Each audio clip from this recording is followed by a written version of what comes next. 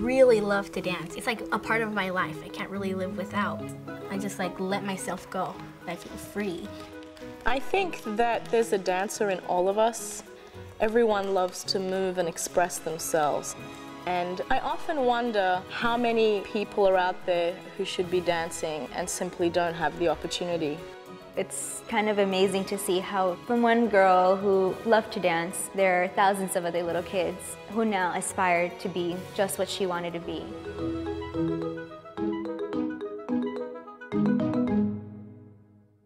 Gabri was a born dancer. From the time she could walk, she loved to dance. And had she lived, I think she might have chosen to pursue a career in dance. When Gabri used to go to dance classes, I was sort of the, charged up lawyer who would race over to pick her up from dance class, race over to drop her off. But I never really spent the time to see what dance was all about. Except that I could see how much dance had done for her.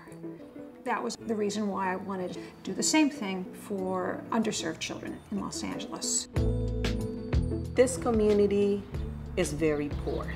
There's a lot of gangs, a lot of drugs, a lot of people that have nothing to do and they're just waiting for their target. There's not a lot around here for kids to do. There's not a lot that's affordable. Dance training is really expensive. So here we are with this high quality dance training at such a small cost. Once I step into this environment, it feels like a completely different place. I mean, it's nothing like the outside world.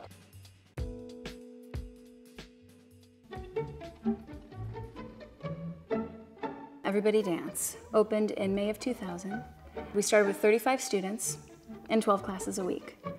We didn't know what we were doing in the beginning entirely. We were feeling it out. I was just trying my best to figure out how to go about teaching a class to students who had not only never taken a ballet class, but had not really seen any ballet. It was just a little seed, and it sprouted and it grew fast. We started out like this, and now it's just exploded. We started with these little classes, and then suddenly from our level 1 classes, we needed a level 2. And then we realized, well, wait a second, now they're getting pretty good, we better add a level 3. We had to hire more teachers and open another studio. The word got out, and we filled up right away. Our wait list today is about 3,000, I think, people.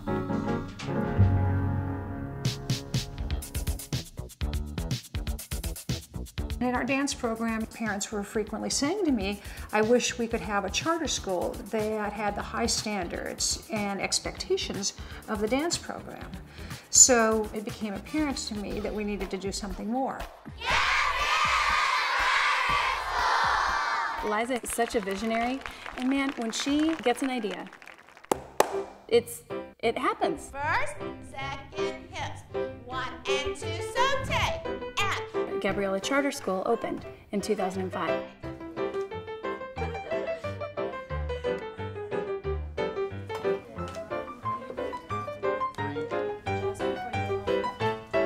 Hey, how did you move across the dance floor in Miss Trippy's class today? zigzags, yes.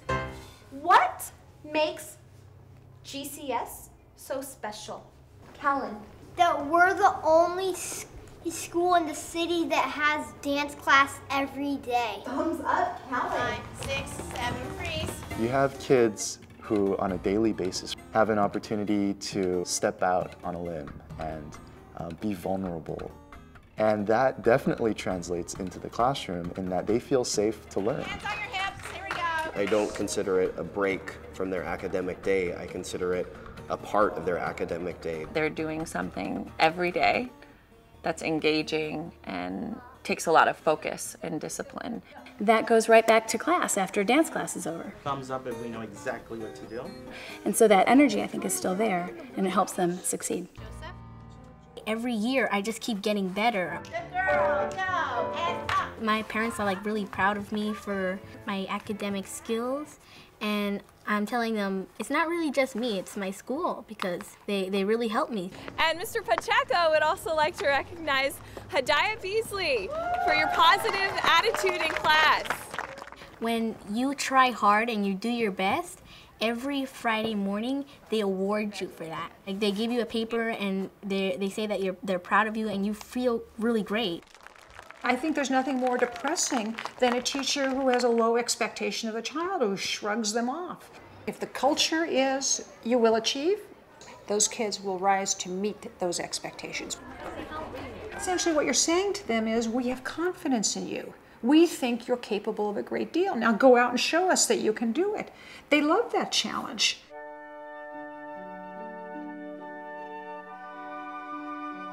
There are times that I'll be teaching and in the middle of the class, I'll stop and think about Gabriella. And I will remind the kids that we all know each other because of her legacy. You look around you and you think, wow, the story of this girl could have just ended in tragedy. And instead, it sort of galvanized an entire community. Once in every while, I catch my breath and think, it is pretty incredible what has evolved. There's not a real logical way to explain why this program was so successful. I knew nothing about dance. I didn't know how to run a nonprofit. I didn't have the first clue about fundraising. To me, the only explanation is that my kid is up there looking after us.